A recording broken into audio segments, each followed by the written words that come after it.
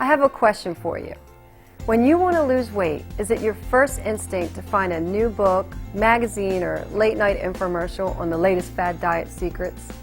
Do you find yourself cutting portions in half, eating portion-controlled packaged food or shakes, or maybe even eliminating whole food groups? And I know for some of you, before long, to mask the hunger, you're reaching for cigarettes and a diet soda. You've traded the joy of sitting down to a real meal for junky diet bars and non-nutritious shakes. And at the store, you're only allowing yourself to buy low-fat this and non-fat that, and foods that promise you're going to be slim fast. Diets, are they just making you crazy? I mean, no wonder. You know, with diets, often what will happen in the beginning is a quick 5 or 10 pounds will come off, and then your old eating habits find their way back in. You find yourself thinking about food all the time because you don't feel satisfied.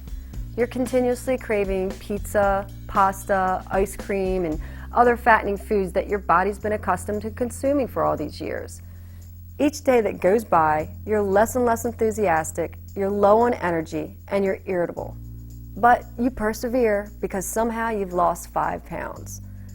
So you start working out at the gym. You joined 6 months ago. It was either for your birthday or it was your New Year's resolution. You're overheated, you're flushed, you're out of breath, and you're embarrassed. And at this point, you realize that you have such a long way to go. After about 3 or 4 weeks, you find yourself at the all-night convenience store, innocently, getting a newspaper, and then you snap. Next thing you know, you're stuffing your face with cookies or donuts, and you buy 2 quarts of ice cream that you know is not going to make it through the ride home. The next day, you're ordering double cheeseburger, french fries, and an apple turnover. For dinner, it's a bucket of chicken, it's mashed potatoes, and we can't forget the biscuits. Now it's over.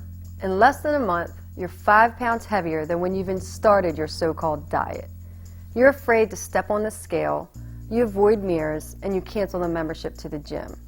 You're embarrassed to see your friends. You're angry at yourself, wishing that they had never invented food. And you're convinced that you'll never succeed in losing weight. Your mind is literally beating you up. And it's an evil cycle. So you reach for food in the attempt to soothe your emotions. The problem becomes more and more deep-seated each time a diet fails.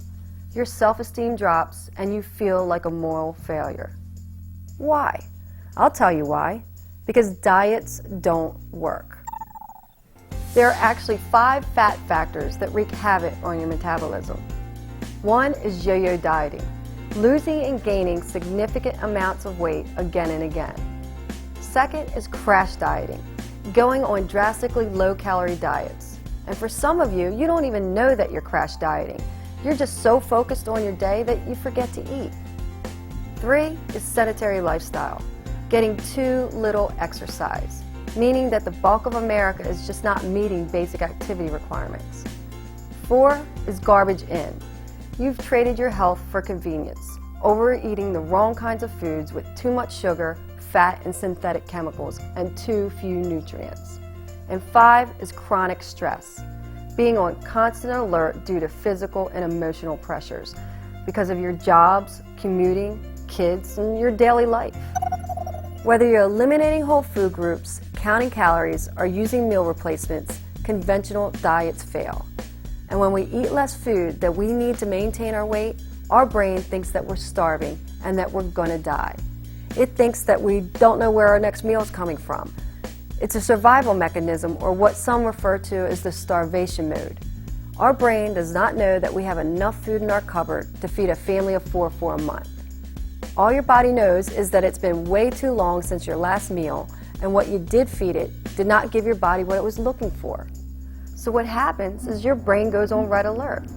It sends a signal or a message to your thyroid to slow down the rate in which you use fuel and conserve energy until food is plentiful again. So what it will do is store that energy in the form of fat.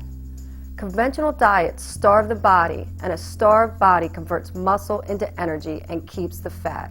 That's a problem, because muscle is metabolically active, fat's not. So every time you go on a diet and lose muscle, it will slow down your metabolism anywhere from 10 to 15%. What do I mean by that? Well, what is a diet? The American definition is taking in fewer calories for a period of time to promote weight loss. Weight loss can be deceiving because if you're doing one of those conventional diets and not feeding your body the nutrients that it needs, that so-called weight loss is predominantly water and muscle. When you go back to your old eating habits, you gain the weight back in the form of fat. And unfortunately, fat really takes nothing to exist. It's muscle that burns calories. So time after time, you gain more and more fat, altering your body composition, making it high fat and low muscle.